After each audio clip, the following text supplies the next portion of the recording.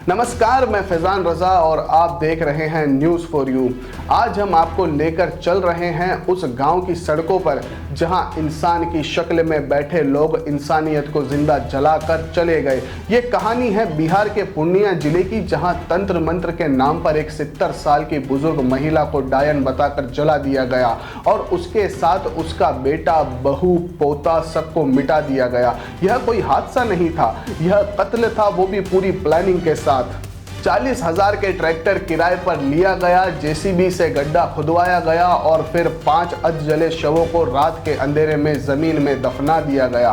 एक तांत्रिक ने कहा यह डायन है और गांव के 50 लोग उसी पल जल्लाद बन बैठे। आज हम सिर्फ 5 लोगों की मौत की बात नहीं कर रहे, हम उस सोच के जनाजे में खड़े हैं जो 2025 में भी अंधविश्वास को सच मानती है और इंसान को जिंदा फूंक देती है।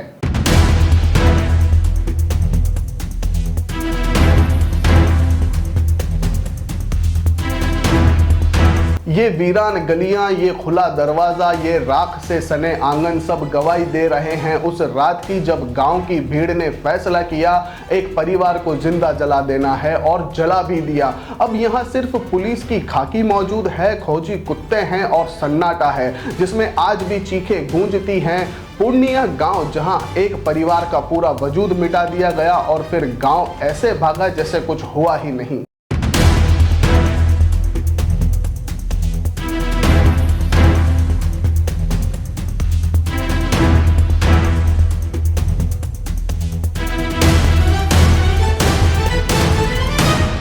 पूर्णिया से आई इस खबर ने पूरे देश को हिलाकर रख दिया है। यह सिर्फ एक क्राइम नहीं है, इंसानियत पर वो धब्बा है, वो जख्म है जो शायद कभी ना भर सके। एक ही परिवार के 5 को मार मार कर, पीट पीट कर जिंदा जला दिया गया। क्यों? क्योंकि एक तांत्रिक ने कह दिया कि वह डायन है और पूरा गांव बिना सोचे समझे एक निर्दोष परिवार को मौत के घाट उतारने निकल पड़ा। बचा सिर्फ एक चश्मदीद जो अपने माँ, बाप, भाई, भाभी और दादी को जलते देखता रहा और किसी तरह जान बचाकर भाग निकला।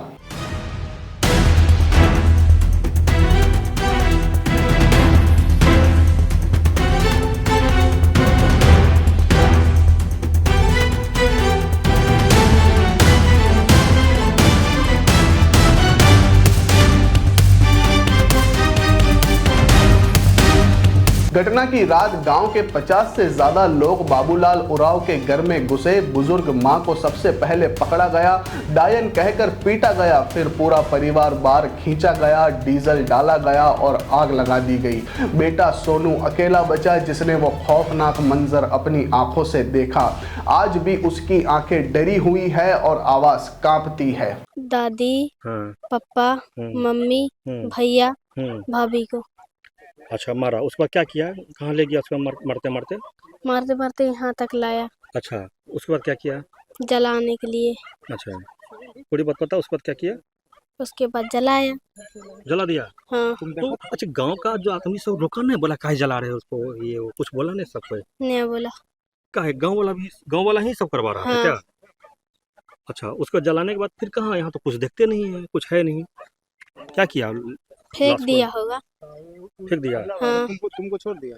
हाँ। क्या कह के छोड़ा? हमको नहीं छोड़ा, हम अपने से बचे। बचे? हाँ। अच्छा, भाग के फिर कहाँ गए तुम? चाची के पास।